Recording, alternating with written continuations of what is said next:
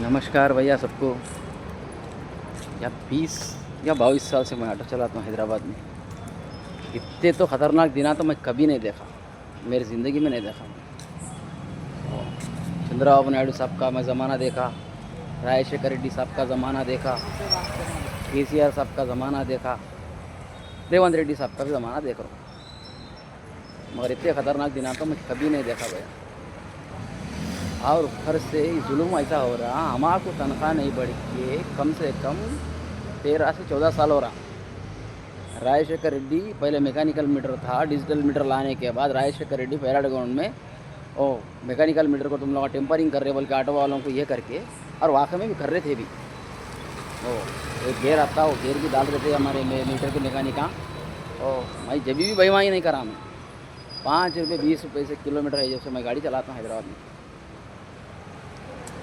9 रुपये हुआ था, 9 रुपये से राजशेखर रेड्डी साहब के साथ 11 रुपये करे किलोमीटर। और हम लोग पूरे डिजिटल मीटर बिठा लिए, फिर मैकेनिकल मीटर हटा दिए, डिजिटल मीटर बिठा लिए।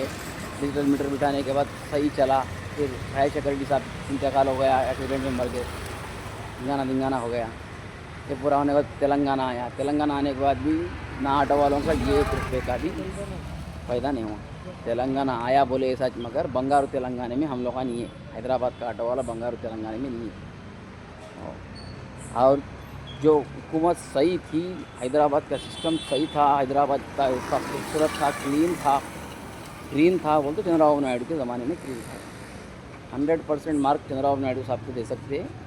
और शहर में जहाँ भी कचरा नहीं है, ऐसा चंद्रबाबू नायडू साहब रखा था। और बेहतरीन काम, पुलिस डिपार्टमेंट में बेहतरीन काम करती चंद्रबाबू नायडू साहब के ज़माने। अब नहीं दिख रहा मेरे, जहाँ बोले वहाँ फ़ोटोआँ मार दे रहे कैमरे लेके, जहाँ बोले वहाँ कैमरे लेके फ़ोटोआँ मार दे रहे। 12-15 साल हुआ और हरियाणा से गाड़ियाँ आके चल रही है। 12-15 साल से हमारा मीटर नहीं बढ़ा। हाँ, क्या ऐसा है ज़िंदगी? गरीबों को जीने नहीं दे रहे, मार दे रहे गरीबों को। तुम हरियाणा की गाड़ियाँ चल रही, नलगोंडा की गाड़ी चल रही, विकाराबाद की गाड़ी चल रही, महबूबनगर की गाड़ी चल रही, और कहाँ से क्या की गाड़ियाँ चला रही हैं। भाई तुम ऑटो वाला ड्राइवर है, कैसा भी ऑटो वाला ड्राइवर है। अब चलाने से हम ये नहीं बोल रहे, मैं हैदराबाद पासिंग की गाड़ी लेके चला लो ना साहब, हम कब नको बोल रहे। हैदराबाद में नहीं है क्या? बहुत गाड़ियाँ हैं, फाइनेंस और दुनिया की गाड़ियाँ पड़े हुए। हैदराबाद पासिंग गाड़ी लेके चलाओ, तुम ड्राइवर कहीं का मिलेगा। हमारे से तबलीग नहीं है, हमारी तबलीग यही है, एक तो हमारा मीटर नहीं बढ़ा। हाँ, ऊपर से नलगोंडा, महबूबनगर, हैदराबाद, वरंगल, करीमनगर, ये जितने पासिंग की गाड़ियाँ मैं अब देख रहा हूँ, मैं ज़िंदगी में नहीं देखा। समझ में नहीं आ रहा सा, हमारे पेट पे मार पड़ रही। और 100 सवारी है तो 500 ऑटो हो गए। सोचो साहब, ज़रा सोचो ऑटो वालों के बारे में सोचो। अगर नहीं सोचेंगे साहब, ऐसा नहीं होगा कि ये अब हाल में देख रहे अपने देश के हालात, फिर इधर जाएंगे, फिर नेपाल की तरफ जाएंगे। मेरे खुद डर है, क्योंकि बहुत अच्छा लीडर बैठे हुआ है सेंट्रल में। आप भी अच्छे है, समझ रहे हैं। उतना मजबूर नको करो कि हम लोगों को और फिर जीने का मौका ही नहीं देगा तो हम क्या करेंगे सर? मेहनत करके जी रहे आज तक मैं किसी के 1 रुपया नहीं मांगा। मैं कईयों सवारियाँ पैसे नहीं दिए मेरे को, ऑनलाइन आए जब से यूपीआई काम नहीं कर रहा बोल के, एक नेट नहीं बोल के एक सवारी। भैया मेरा बैंक अकाउंट काम नहीं कर रहा, भैया मेरा सर्वर डाउन है बोल के एक सवारी। ऐसे कईयों सवारियाँ पैसे नहीं दिए अभी तक। यूपीआई आने के बाद हम उल्टा नुकसान हो गया, ये फ़ायदा नहीं हुआ। हाँ, कईयों लोगों को फ्री छोड़ा मैं, कईयों लोगों को।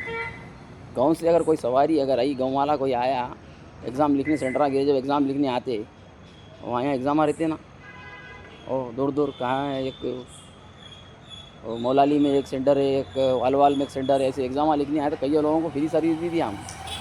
कभी बोल लिया नहीं, कभी ज़रूरत नहीं पड़ी, कभी हमारी ज़रूरत भी नहीं। और गाँव वाला आए तो पहली बार तो मैं डिस्काउंट में पैसे पूछता हूँ उसको। भाई को बोलता मैं भी गाँव वाला हूँ, मेरा बाप भी किसान है। हमारे बाप का इंतकाल होगा, हमारे किसान है, हमारे बाप भी किसान है, मैं भी किसान का बच्चा हूँ, मेरे को मालूम है। समझो साहब। जय हिंद।